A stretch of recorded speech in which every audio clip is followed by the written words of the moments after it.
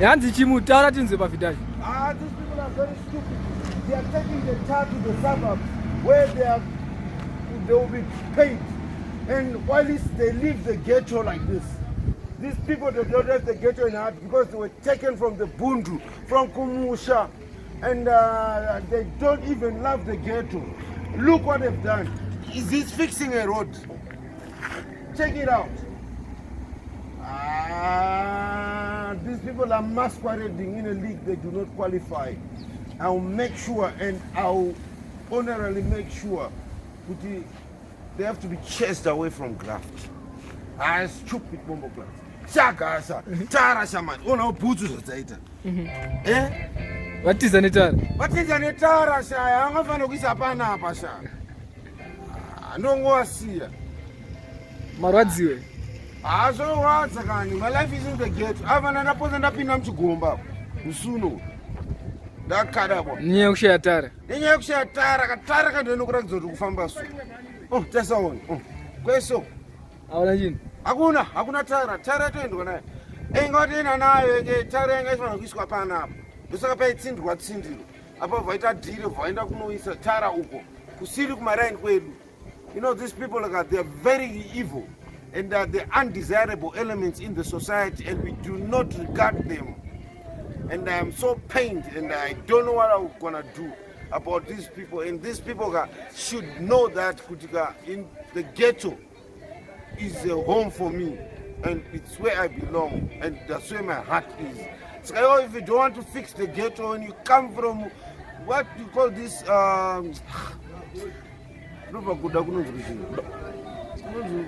Kumashingo, Zaka Jerera, and you come in the ghetto and you want to fix the ghetto and you get the job in the ghetto and you don't want to fix the ghetto. All I have to tell you is just ghetto people, we are going to fix our own ghetto. Right? Tara ipa mewangwanzi vaende nayo wakani, Tara enga ito uwe hapa kani, ono mabara uwe kusini. Sikaba watu sei hapa. Vatoita masquerade, vatoita deal. Vaenda unoisisira munhu kana pateni pake kumasapa kuvapiwa mari.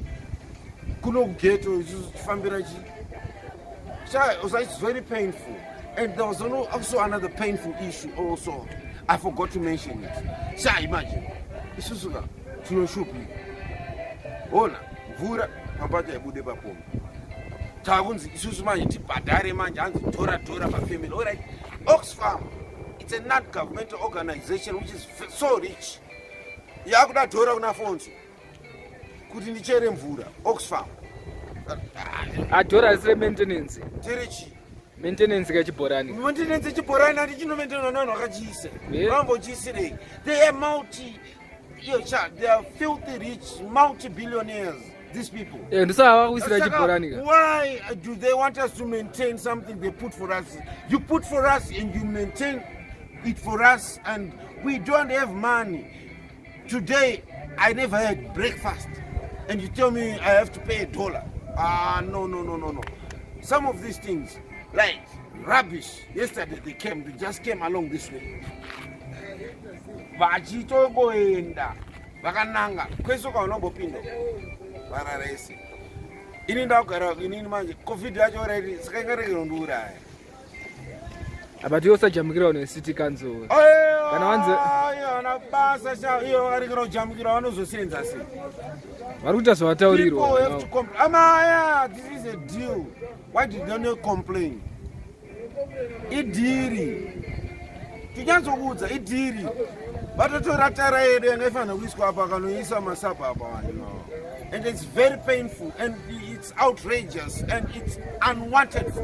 And I just wish everybody, please, let's put our hands together so that our ghetto will be fixed, so that our ghetto will remain as it was. Tara ndakaona ichiiswa. Ndimwana mdiki, tinokambaira, takabata Tara takadorowa. Tara zvizipo, Tara. Warwadziwa matsarwa Tara. Tsarwa kani. Yangatouya apa. Yo no rori iri. Rori ndarona riri panapa. Saturday but it's very Yo wanga wachitichi. Hanzi aise kuno. Oh, pama aise kuno. Usaidu chao. Pamechauya. Chokumbiro kuti kana wachinidziso vangozoti ghetto kwangu kwanyangara. Saka ndachikumbira kuti vangoyo netara, vangondisiro tara, bhutsu dzanzwa noku. Mvura yacho yekuwacha yacho inenge isipo. Bhutsu dzacho dzine tsvina, wapinda mumadhaka, wapinda musuweji, waita se apa izvozvo kutoputika panako panondonyarara izvezvi kutaura pandikutoita.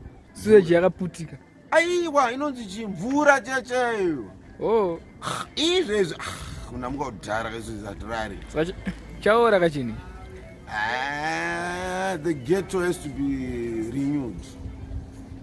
If we do not renew the ghetto and we create ghettos in Hopley, Stone Ridge, and where else, Meno, the ghetto has to be renewed. Because Tara waenda nayo. Chekuti watisiri Tara pa Vatiza Netara. Vanogadzira ikoko kumastand kwavo kunana Hopley ikoko iyo cha pa town ningiplan ka kweva kugare vanhu kuya. It's a farm. Oh. Houses here. Ora don't tell randi kugara ku Mainway. Yo chigara pa kuti ndege pazinopfura napo kwekadona. Inodona papa. These people do not think because yo unosonyorwa mubhuku inonzi counter book once you understand. These people should actually think and should actually know the reality. You don't have to be written in a counter book to belong in the city of Harare. You have to go to the city council and you have to have your documentation there, and it has to be written there, and it has to be put in computer.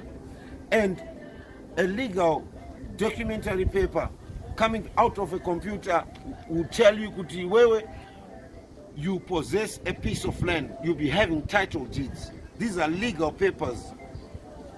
You possess your own counter book. We want to chase those crazy dogs out of town. And another thing is that we've got a few people. They're coming into our ghetto, and what they're doing tagari.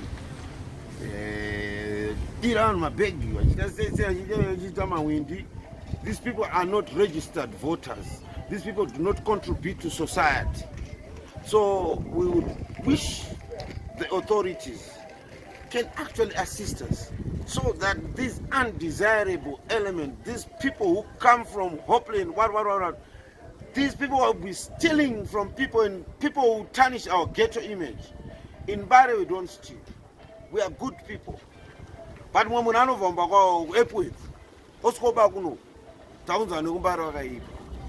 this is very unfair. I'm very sorry I've run out of words. But in the event that anybody feels to help us, we are deeply in love with your help. May God bless you and kindly guide you until the year makes through. In the ghetto. This is where we stay.